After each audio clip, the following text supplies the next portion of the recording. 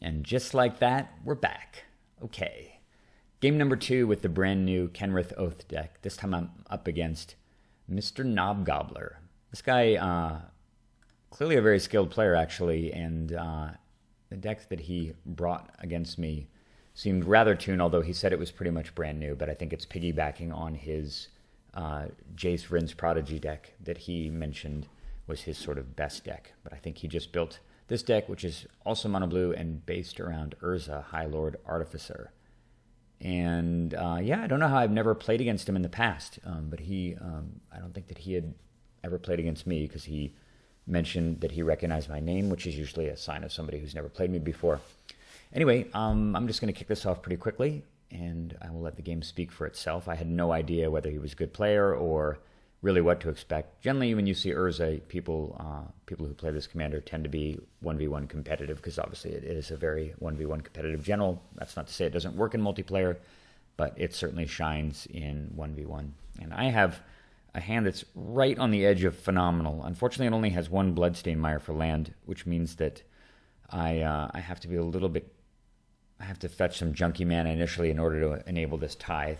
But getting a Tithe and getting a second land will allow me to play Lotus Field, and then I can just pretty much play everything else in the deck with the Sol Ring. So it's an obviously snap keep hand. I mean, the only time you probably don't keep Sol Ring is when you have no land at all to go with it. I wouldn't... I mean, I guess that's not completely true. I probably wouldn't keep Lotus Field plus Sol Ring, but you get the idea. Anyway, I'm going first, and off we go. So I have adjusted the deck now. This is the version that I showed in the beginning of my last video that contains Sylvan Library and does not have the Quiet Spec package. I'm going to fetch up white mana in the form of Scrubland and run out the Sol Ring. He does not have a counter for it, which is very nice. And he actually mentions to me that he pressed, I guess, F6, which means to yield, through the Sol Ring and didn't counter it when he had Mental Misstep in his hand. And I wasn't really sure what to make of that, but it's not like I can't cast the Tithe. So I figure maybe he doesn't actually have it and he was just bluffing. But no, he does. So now I'm pretty screwed, as I did not get another land, and now I've got Lotus Field and no blue, which could be really, really grim if he's able to accelerate and get his dude. And he plays Urza's Bauble, kind of a neat card to have in the Urza deck. Yeah, this is going from bad to worse. At least I can play Vidalcan Shackles, and he doesn't have a counter for it. And granted, I have 0 mana, or 0 islands, but I only need a single island in order to steal Urza, which could come into play later on in the game. Oh man, don't do anything evil. Mimic Vat. That's a strange card to see in his deck. I'm not really sure why that's in there. I'm sure he does have a reason for it. Maybe it's just a pet card. God, the card you do not want to see when you only have one land in play. Wargate. All right, so my hope here is that he just plays his commander, and God, Urza's so gross with these artifacts. It just like it costs 1 mana effectively because it made a Mox Sapphire, and he's already got 2 Mox Sapphires in play. So we went from 4 to 7 mana, pretty disgusting. And he starts tapping more mana, and he thinks better of it and passes, which makes me really, really concerned. All right, I got to draw land here, or this game's just going to be over in a hurry. Come on, deck. Deliver. Yes. All right. That is mana. Unfortunately, it's mana that he can counter, but I don't really have any time. All right, I'm going to sack it, and I just go get Scalding Tarn. And he baubles me. I think he baubled me. Yeah, I think he baubled me, and he revealed Teferi. But now I've got the ability to get an island of it, whatever color I need, and steal Urza. So he Portents. I think he targeted himself with that. I don't have the game log up, but I think he did it on himself. And he pays 4 and casts Glenalandra Archmage, and he's got double blue to use it. It's going to make it even harder to get out. But there is one little trick I've got here on my side. All right, I will not be using Lotus Field anytime soon.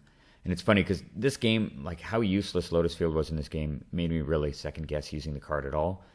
But as you'll see in a subsequent game, Lotus Field can actually be very, very important. All right, Swords is great. That's so good. All right, so I have the ability to get rid of Glenalandra Archmage without him getting it underneath Mimic Vat by grabbing the Urza and then plowsharing the Archmage. But I decide that I'd actually much rather just land Oath of Druids here. So I'm going to do that. I'm going to fetch up Tropical Island, steal the Urza, and that prevents him from being able to tap anything for blue mana. He did not float any blue mana off the Mimic Vat, which probably would have been worth doing anyway. And now I get to cast Oath. And I see him think about paying some cost. I think he probably clicked on his Glenelyn Archmage and realized that I had stolen his Urza and he couldn't do it. So Oath of Druids comes down. Very, very nice. All right. Could get back into this game potentially. Sol Ring number 2. Sorcerer's Spyglass. Neat to see him playing this card. This is obviously a high-tech card. Kind of like Pithing Needle, really, really at its best in a mono-blue deck where you just don't have the ability to interact with a whole range of permanents, particularly Planeswalkers, so I'm glad to see he's using this. And, in retrospect, he named Teferi Time Reveler, which I can completely understand. It may have made sense to also potentially name Vidalcan Shackles because if I do, in fact, lose control of the Urza or it dies or something, then I don't have the ability to grab anything else with the Shackles. And it's very problematic for Mono Blue to deal with this card. And he casts Time Twister. All right, well, there'll be no Swords to Plowshares, but at least it used up a bunch of mana. And I get a much, much better hand off the new 7. This is pretty delicious, actually, because all I really want is land. And then he snaps the Urza back to his hand. That's pretty brutal. Oh, he actually put it back in the command zone. Clearly that was an error. Unfortunately, the default of the UI, you may wonder why that happened, but the UI defaults to actually put commanders when they get bounced or countered into your command zone, even if they get remanded or memory lapsed. You'll often see you'll memory lapse a commander and someone will put it back in the command zone. That's because the UI just defaults to do that. You have to select to have it go to a different state. So that's why it happens a lot of the time. But him snapping his thing and me having a second source of blue mana, this Scalding Tarn arrived again, means that I can use Vidalcan Shackles to steal the Glenelyn Archmage. He plays a Lion's Eye Diamond. It's an interesting deck. But of course, all these things work as Sapphires when his commander's out. I do take a ton of damage. That construct is already a 7/7. Urza is just broken. God, what a crazy card it is. But I do get to Oath. Yeah, I'm going to use it. And quite quickly, actually, within the top 14 or 15 cards, Sphinx of the Steel Wind. I was pretty happy to see this, actually, even though it doesn't, even though it is smaller than the construct. The life gain is no joke, and additionally, I have Copy Artifact in my hand, so that gives me a possible opportunity to do that. I'm going to get a second blue. Steal the Glenelyn Archmage, he can no longer counter, although if I do sack it, it'll persist and come back into play on his side, so I only can actually counter with it once between turns, and it'll go on the Mimic Vat, which is bad news. But I need to get these things out anyway. Yeah, the combination of Glenelyn Archmage and Mimic Vat is pretty insane. So maybe that's why he's got it in there. I'm going to cast Copy Artifact, and I'm copying the Sphinx. Gave some thought to copying Vidalcan Shackles, so I'd have the ability to steal both Urza if he replays it and his Glenelyn Archmage. But I realized that I'm already down to 15. He could play a couple more artifacts on the next turn, and suddenly this construct cannot be contained, and he just batters me down with it. So I went with the double Sphinx route so that I had 12 points of first strike. I don't expect the construct can get through that. And I'm leaving 2 blue mana up here.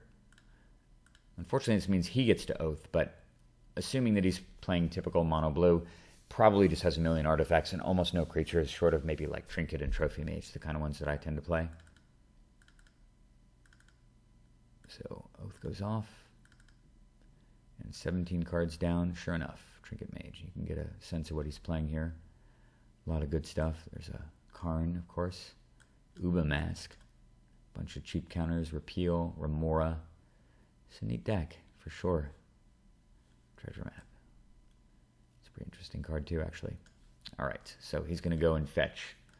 And he's already got Sol Ring, Mana Crypts in the graveyard, and he gets a very interesting choice. He gets Manifold Key. Untap target artifact. So if you notice, Vidalcan Shackles, you gain control as long as the Shackles remain tapped, which means that he has the ability now to untap my Shackles and get his Glenelendra Archmage back at instant speed, which could really, really complicate things. So he's paying a bunch of mana here, and this is just to resummon Urza. I fully expected that. He gets 2 gigantic constructs, 2 8/8s. God damn. All right. And he's just tapping Lion's Eye Diamond for 1 blue instead of 3. And then he plays Manifold Key. And I think a long time about the Manifold Key. about what the consequences of this are and what happens if I let him play it and he untaps the Shackles and I can't steal the Glenelender Archmage until my next turn. I mean, it really, really makes things dicey, but at the same time, he may not even see this as a play, and if I sack the Glenelender Archmage to counter the Manifold Key, he gets it back, and he gets the stupid Mimic Vat ability. And he's got tons of mana, 1, 2, 3, 4 additional mana, so he has enough mana to make a Glenelender token and counter with it. And, the token even comes back into play, is that right? Oh, I guess no. Okay, so non-creature token dies. So if this thing dies, the persist won't trigger because it's a token. That's good to know. But anyway, it could be extremely nightmarish. So I had to think about this for a long time about whether or not Manifold Key was a problem. I ultimately decided that he may not recognize that he could untap the Shackles to get his Glenelendra back, and he would certainly recognize that he's got a Glenelender Archmage underneath the Mimic Vat. So with that in mind, I decided to just take the risk and see maybe he would present an opportunity for him to misplay it. He taps some mana here. He's just doing some stuff. He plays Isochron Scepter, and I'm not really that concerned about that because I can use Glenelender Archmage to counter whatever he does with it. And my plan here actually is to Mystical Tutor end of turn, see what happens. Maybe he would remand it.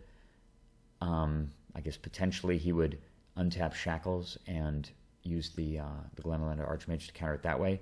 And then I would untap Shackle Glenelendra again, and then Demonic Tutor for Vandal Blast and blast away all of his stuff.